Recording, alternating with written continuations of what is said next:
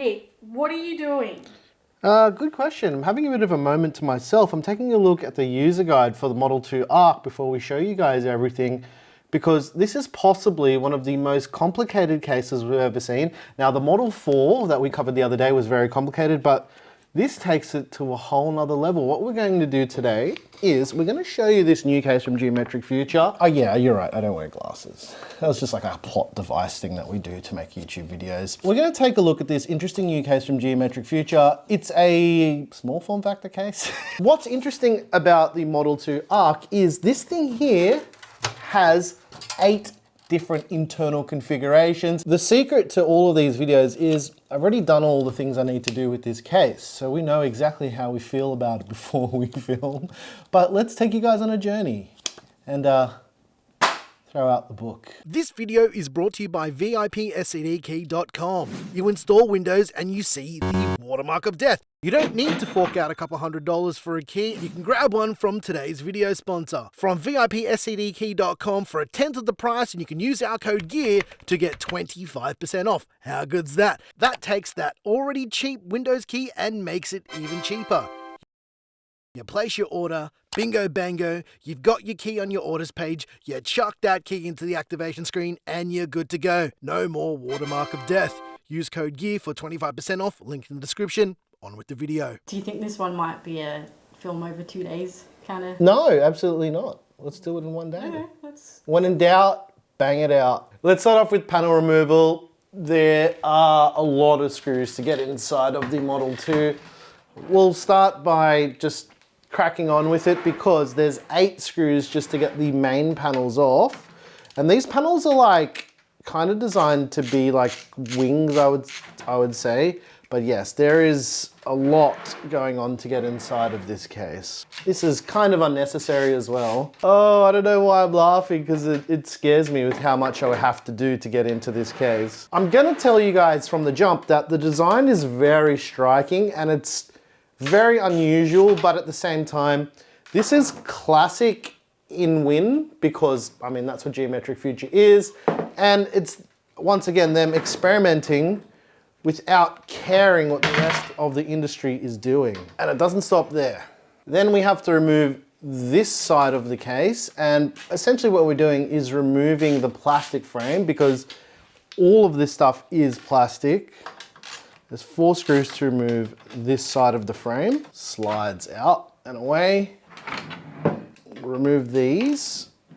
Luckily, all the screws are exactly the same, otherwise this would be very frustrating. For those who've been playing at home, if you've been counting, we have now removed 20 screws to get into the case. Look guys, I can't make this up. This is every screw required to get into this case. That's insane. That's so many screws. In the Model 2 Arc, you can have 2 2.5-inch SSDs, or 1 3.5-inch spinning rush drive and a single SSD. So realistically, you can have 2 drives added, a combination of 2 2.5s, a 3.5 and a 2.5, but you can't do 2 3.5s. It's just not enough space. Let's divert our attention away from the case for a second. I wanted to show you guys all of the mounting stuff that comes with the case, because the case has 8 internal configurations and it needs to accommodate for all of that out of the box. So we've got power supply brackets, PCIe support brackets, huge cable ties for mounting power supplies, extension cables for the power supply, basically everything that you would need to build in this very odd and peculiar case. But that's not the only thing that's interesting about it. This is the Geometric Future Noah Hub. If you haven't already noticed, the case is called the Arc. This is Noah, get it? Noah's Ark, right? The interesting thing about this case is it's got no external I/O, so there's no USB ports, there's nothing on the case at all. So this is what this hub is for. This hub gives you access to all the things that would typically be missing on your case. And the way this works is quite interesting. So obviously just a regular USB-C hub, but the way to connect this is with the included internal USB-C header to USB-C plug. For those playing at home, this looks like a pretty ordinary cable, but I've never ever seen this cable type before. For internal case wiring, we've got the connector for the power switch and a 3-pin addressable RGB connector because there's an RGB ring built into the Model 2 Arc for a bit of aesthetic bling bling. And the power button for the Model 2 Arc is up top on this panel, which is also removable. It's magnetic. Power supply support is all over the place. There's, I think, 8 or 4 different ways to do it. Let's just say that. The maximum supported power supply length is 160 millimeters, depending on the internal layout you're going for. There's lots of different brackets included to do all of this. To be honest, the best thing to do is consult the manual for this case, because there are so many different internal layouts for power supplies that to focus on one is what we'll do when we build, but to show all of them would be a whole video on its own. Interestingly enough, the Model 2 has quite extensive fan and radiator support, both of which will support 360 millimeter radiators, and we've got 2 of those, so 2 360s. You can also do 140 mil fans and 280 mil radiators. Like I mentioned, there is a lot of compatibility here, and we have little cards on screen right now showing you what all of that compatibility is for fan and radiator support. Although the case is very complicated in its design and its layout, the support is surprisingly excellent. On top of the case, we've got 140 or 120 mil fan support as well. Motherboard support is where the Model 2 gets very interesting, because as you can see by the width of the case, ITX is not your only option here, because if you wanted to, you can do either ITX or MATX in this case. While we're here, it's worth mentioning that maximum air cooler clearance for this, if you really wanted to do it, is 172 millimeters. The whole motherboard tray can be slid up and down depending on the type of clearance you want for your power supply and cooling solution,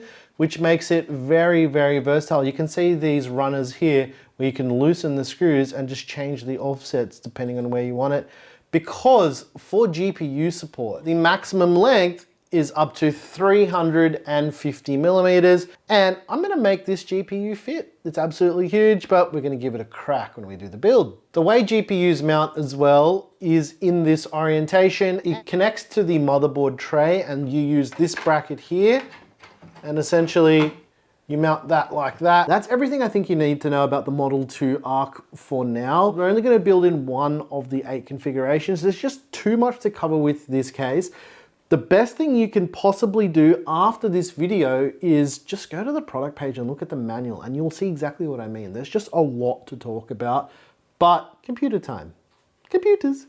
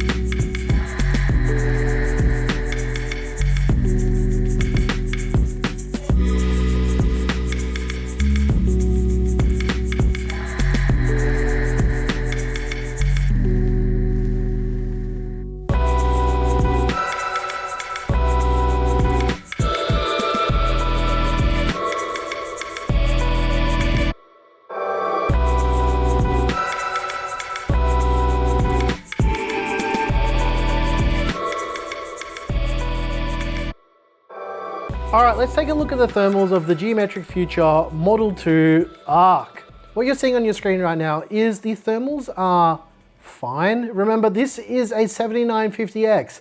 This is a pretty warm CPU, and for a 360mm liquid cooler in this configuration for this type of case, these thermals aren't too bad. I don't really have much more to add to that, other than the fact that the heatsink on this GPU is so massive that the thermals are just very, very good on this GPU. No matter how you install it or where you install it, it just runs cool. That's basically all I've got to say about it. Now, in terms of the rest of the hardware, I put little cards on the screen through those sections of the video so you can see all of that if you want to know what everything is. But I really need to talk about this case because from the get-go, there was just something really, really weird about it.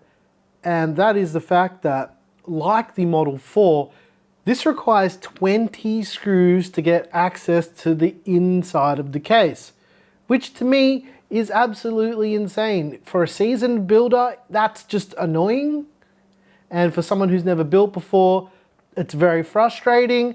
And I think the whole point of the Model 2 is, well, it's supposed to look good because this is one of the least practical cases that I've ever seen in my whole life. 20 screws to get in, that's absurd as it is. It's got other little annoyances too, like if you're using a large GPU like this, you need to use the included right angled DisplayPort adapter, but the cable faces inwards. Why wouldn't it face out? Not only that, to do anything inside the case after the fact, you basically need to rip apart the whole PC to do anything.